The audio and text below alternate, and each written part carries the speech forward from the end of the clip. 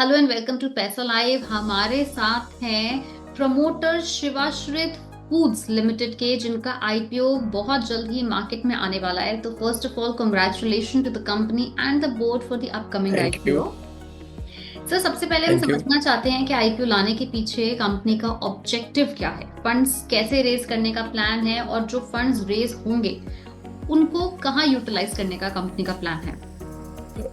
Madam, मेरा objective, the basic objective of doing IPO, तो capex जो मेरा मशीनरी है उसमें डालने का, and for a meeting of the working capital. So जितना भी मेरा फंड आ रहा है that is purely use for the expansion purpose of my plant. तो उसी पर्पस के लिए आ रहा है। अगर आप अपना नेचर ऑफ वर्क थोड़ा रिटेल इन्वेस्टर्स जो इन्वेस्ट करना चाहते हैं उन्हें एक्सप्लेन करना चाहें, as far as we have read, आप जो पोटैटो फ्लेक्स हैं उनको प्रोसेस करते हैं, उन्हें एक्सपोर्ट करते हैं और internally as in domestic consumption के लिए भी सप्लाई करते हैं। बट ये जी पोटैटो जी। फ्लेक्स किस किस इंडस्ट्री में इस्तेमाल होता है, कैसी डिमांड रहती है ओके, इसकी, और क्या ही इसके कितनी और अपॉर्चुनिटीज हैं। all right, madam. Potato flakes is basically a raw material to the namkeen and snack manufacturer, especially the food processing baking industry का it's a raw material. Because आप देखेंगे there are number of manufacturer in India like Haldiram, Balaji, ITC, and Pratap Snacks and many more branded, and our name already in all of their books, and इसका widely use है because you have seen there a lot of consumption going on day by day. कितना काफ़ी बढ़ रहा है consumption. आप देखिए कि नमकीन पहले it was used to be available in few shops, now आप हर वॉकिंग पे you can have the chips and the namkeen, जो पहले एग्जिस्ट नहीं किया करता था। पहले स्पेशली दूर जाना पड़ता था, अब now it is very easily available to all of them. And It is जो मेरा basically प्रोडक्ट at है, your doorstep. With all these apps, like you या get everything in 5-7 minutes only.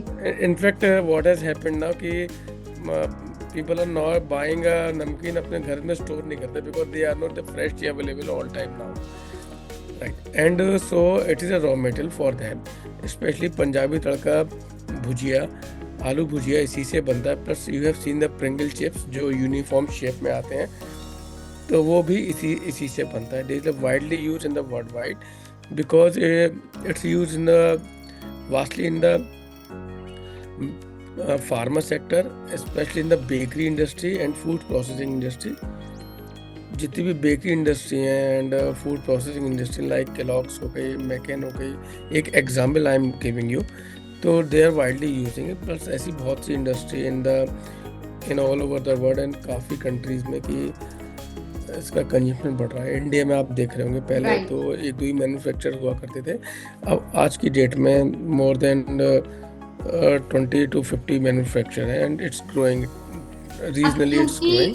क्योंकि आपका जो प्रोडक्ट है वो फूड एंड बेवरेज इंडस्ट्री से जुड़ा हुआ है, तो आप इसके लिए हाइजीन कैसे मेंटेन करते हैं, like how do you madam, ensure. hygiene in the sense कि you can see process is very complicated because it's a very untouched product. What we do पहले उसको washing and de-stoning minute जो उसमें stone आते हैं उसको करके इसको हम washing and de-stoning करते हैं, then we do the peeling, then boiling. Mashing is a complicated process, very untouched because very few manpower is used to, because they just need to observe a line, because it is automatic process when you feed the potato and it comes in a dry format. आप देखेंगे ना potato को we are drying it, it's a dehydrated potato. So it's a complicated process, very hygiene in the sense because nobody is touching by hand, and आप देख रहे होंगे तो untouched product है, तो इसलिए इसका हाइजीन बहुत अच्छा है इसका, and this is 100% natural and no preservative added.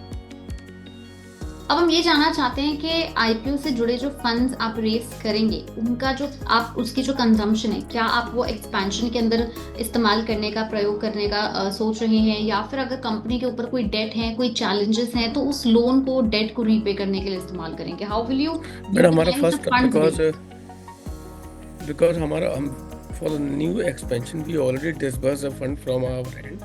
This is the addition for our working capital क्योंकि नेक्स्ट ईयर हमको ह्यूज अमाउंट ऑफ पोटैटो चाहिए, तो we are utilizing for the working capital and little bit part for machinery में, क्योंकि already हम date raise कर चुके हैं 35 करोड़ रुपीज़ का, and because project cost is 61 crore rupees, तो रिमेनिंग जो 35 के बाद हम रिमेनिंग फंड है date is will be utilize in the plant and machinery only. Company के ऊपर अभी कोई चैलेंज है, कोई डेट है ऑनगोइंग जो इन्वेस्टर्स को पता नहीं होना मैडम, चाहिए? वेरी लेस है, ओनली अप्रॉक्स 8 करोड़ का डेट है जो एग्जिस्टिंग है, and 35 crore rupees approx I am telling you working capital है। ओके, तो रेशियो ठीक है। हाँ, रेशियो इज आवर रेशियोज ठीक है ना। ये जो हमने वर्किंग जो हम मशीनरी नया लोन लिया है date is applicable for from the next year, क्योंकि we have to give advance at least 9 to 10 months back में एडवांस देना पड़ता है, तभी they can do the manufacture of the plant, क्योंकि 100% एडवांस पे ही। And currently you have one manufacturing facility in Aligarh in Uttar Pradesh, right? Yes तो आप मैडम, अलीगढ़ में अभी एक ही है। हाँ हाँ, अपार्ट फ्रॉम उत्तर प्रदेश आपका कोई ऐसा प्लान कि आप और ज्यादा मैन्युफैक्चरिंग फैसिलिटीज ओपन करना चाहते हैं? कौन सी स्टेट हो सकती है, कहाँ ओपन करना चाहते हैं? मैडम, मेरा because UP is my UP में अच्छा पोटैटो मिलता है, then we are planning to expand in the Punjab and the Gujarat only, because demand इतनी ह्यूज है कि ये आज 50 प्लांट भी लग जाएं तो we can not meet the demand, because you can see trend is changing towards India, and India is much more ahead than the China in agri business, or because government also जितनी food processing industry specially linked with the agree commodity उसको काफ़ी promote कर रही है, तो इसका future काफ़ी अच्छा है। हमने कंपनी के revenues and profit after tax देखे थे और दोनों के अंदर एक अच्छी ग्रोथ देखने को, एक स्टेबिलिटी भी देखने को मिली है, रेवेन्यू में भी और प्रॉफिट आफ्टर टैक्स में भी। So how are your plans to meet the targets for this current financial year? Madam, target के लिए we have already what we have done, we have secured raw material by doing a contract farming with the farmers, क्योंकि मैं इस business में आज की industry potato flex में सबसे पुराना हूँ। रीज़न क्योंकि I was running A cold storage 2000 में, डेट वॉज काफ़ी बड़ा बिजनेस हुआ करता था उस समय, तो I was in the potato field 20 साल से हूँ, तो आई नो द आइडिया कि where I have to procure raw material, and because उसी के चलते मेरा रिलेशनशिप विद द फार्मर्स बहुत अच्छे हैं, एंड तो हमारे को जब रॉ मटेरियल सिक्योर हो जाता है और हमने ऑलरेडी सिक्योर कर लेते हैं ईयरली 80 to 90%, तो हम इसको एक तो मार्जिन इसको मेंटेन कर लेते हैं, प्लस जितना बड़ा प्लांट होगा and manufacturing cost will come down, क्योंकि उतना ही मैन पावर हम ज़्यादा प्रोडक्शन कर पाएंगे तो वो हमारे को टाइमली हमारी जो कॉस्ट ऑफ प्रोडक्शन वो ऑटोमेटिकली कमी आएगी, इसलिए हम मेंटेन कर पाएंगे। प्लस जिस तरह का हम प्रोडक्ट मार्केट में लेके आ रहे हैं और उसकी कॉस्ट हम इसलिए कम कर पाएंगे क्योंकि एक बड़ा जब मशीनरी में उतनी सेम मैन पावर लगेगी तो कॉस्ट वैसे ही कम आएगी। एंड इसका एक्सपोर्ट पे मैं आने वाली थी कि आप अपने रॉ मटेरियल को एक्सपोर्ट कहाँ, आपकी कौन सी बड़ी मार्केट है in terms of exports? Madam, मैं आपको बता दूं, I am already in the export business from last 30 years, क्योंकि सबसे ज़्यादा एक्सपीरियंस है इस इंडस्ट्री में मेरे को एक्सपोर्ट का, क्योंकि we are the number 1 hardware business, so I had a exposure of the export market. तो I have already have a man power in person is in the US and UK, so अभी I have started in 16 countries only, तो there is a huge potential in the USA, Malaysia, UK and US. आपने कहाँ बताया 16 countries? Where? नहीं, 16 countries है हमारी जो हम अभी करंटली एक्सपोर्ट कर रहे हैं। रीजन क्या है? ये एशिया में है, यूरोप में है?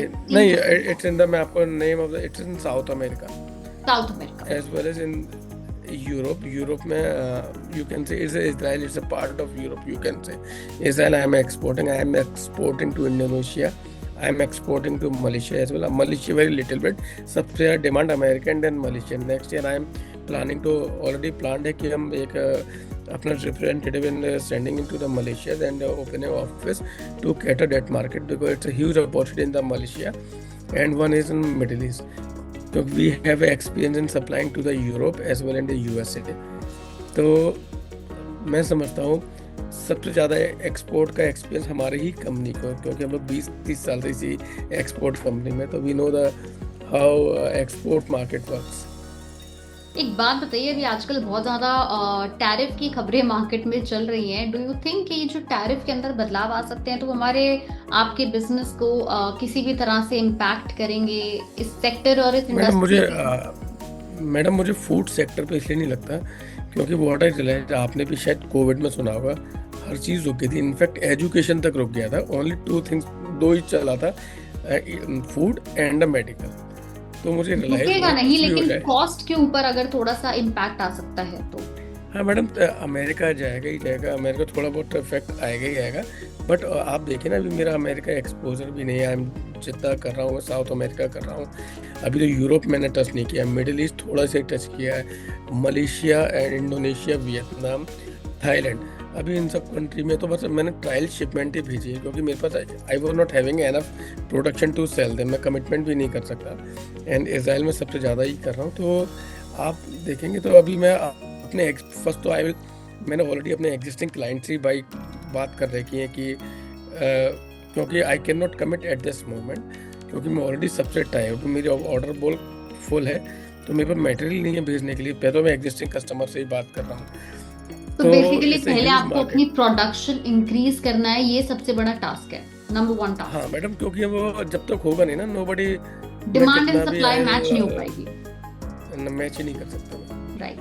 कोई ऐसा चैलेंज है, कोई ऐसी चीज है जिससे रिटेल इन्वेस्टर को जानना चाहिए, क्योंकि मार्केट में आईपीओ आने वाला है, अगर कोई इन्वेस्ट करना चाहता है तो कोई ऐसी कंपनी के फाइनेंशियल रिकॉर्ड्स, कोई ऐसी चीज जो मैडम चैलेंज पता होनी सबसे ज़्यादा चाहिए? चैलेंज तो ये होता है कि, हाँ मैडम, चैलेंज ये होता है कभी, क्योंकि इट्स अ कमोडिटी प्रोडक्ट। सबसे ज़्यादा चैलेंज तो ये होता है कि इट्स अ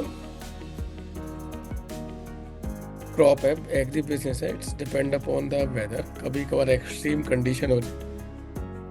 ये वाली लाइन ना फिर से रिपीट कर दीजिए, बीच में एक डिस्टर्बेंस आ गई है, ये वाली लाइन रिपीट। एक कॉल आ गया था, मैंने उसे डिस्कनेक्ट कर।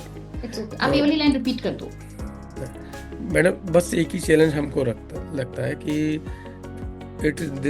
ये एग्रीकल्चर प्रोडक्ट है, totally depend upon the weather condition.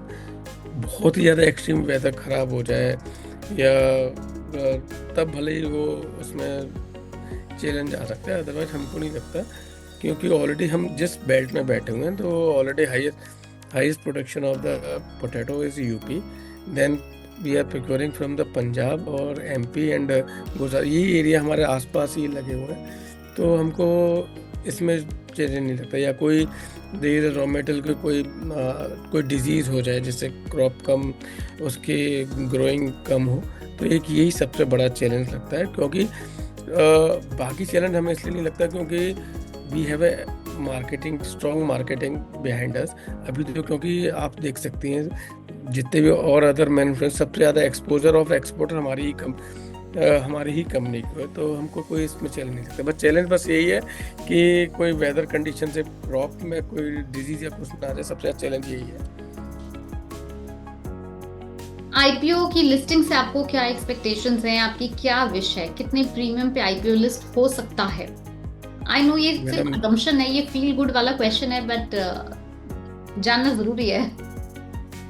Madam मैं the day when I plan to go for the IPO, मैंने कभी स्टॉक के बारे में सोचा नहीं। मैंने सोचा है I will be concentrating on my business only, तो उसके बारे में मैं कुछ नहीं कर सकता, क्योंकि मेरा वर्क ही स्टॉक मार्केट दिखाएगा, ना कि I will not represent by the stock, but मेरा work will represent the stock. Right. अगर हम रेवेन्यू की बात करें तो रेवेन्यू इस फाइनेंशियल ईयर के एंड तक किस नंबर पे अचीव करने का टारगेट अचीव करने का? मैडम मार्च 2050, मतलब इस साल तो हम 17 से 18 करोड़ रुपए पैट किए ऑलरेडी है, क्योंकि जून तक हम ऑलरेडी 4.5 कर चुके हैं। इस साल हमको एक्सपेक्ट है 16 to 18 करोड़ पैट का एक्सपेक्ट कर रहे हैं बाय मार्च 2026। या That's great. Well, thank you so much, Nishant, for sharing all the insights of the company's opportunities and the challenges that lies ahead. And I hope कि हमारे retail investors को भी अब पता चल गया होगा कि कंपनी के क्या फ्यूचर प्लान्स हैं, क्या एक्सपेंशन प्लान्स हैं, प्लस आईपीओ से आई रकम का वो किस तरह से उपयोग करने वाले हैं। Well, thank you so much, Nishant, for joining us. Thank you for being on our show.